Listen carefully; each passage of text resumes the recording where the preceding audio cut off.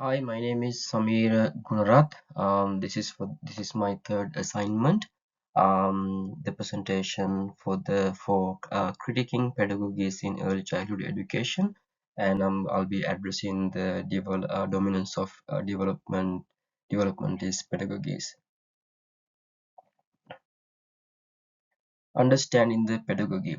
Pedagogy refers to the beliefs, teaching practices, and learning interactions that shape new children experience education and develop knowledge. In early childhood education, pedagogy influences children's identities, participation, and understanding of the world around them. Pedagogical approaches are shaped by social, political, and cultural contexts rather than being natural teaching methods.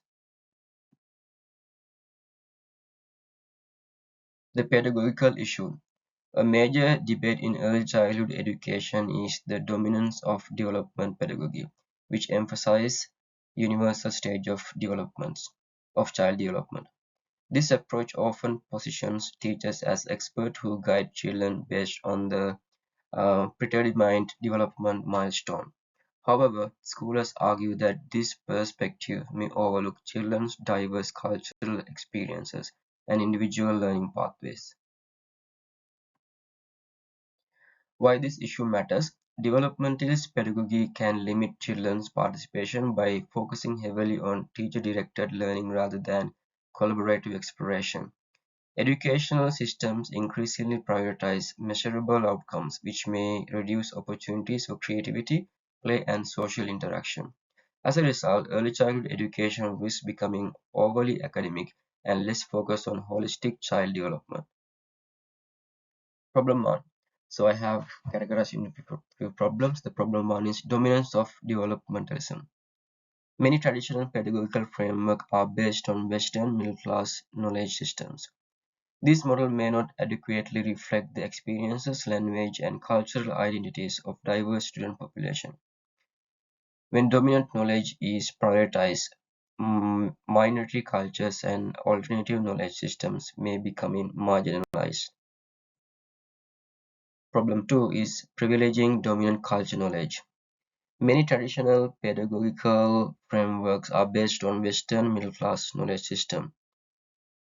Yes, this is the same problem I was talking about. And the problem three is the third one is without critical reflection, classroom practices may unintentionally reinforce stereotypes and bias. However, education plays a significant role in shaping social structures and can either reproduce or challenge inequality. And I have shown the proposed pedagogical response. I have three responses for this one. And the strategy one is viewing children as active learners. For example, contemporary pedagogy such as the Reggio Emilia approach recognize children as capable and competent, and also learning occurs through exploration, collaboration, and inquiry rather than passive instructions. Strategy one is culturally responsive pedagogy. For example, culturally responsive pedagogy values children's cultural identities and experiences as resources for learning. Educators integrate diverse perspective, language, and cultural knowledge into curriculum. Strategy 3 is teacher professional development. The educators requires ongoing professional development to critically examine their pedagogical practice. And also training can support teachers in developing culturally responsive teaching strategies and inclusive curriculum as well.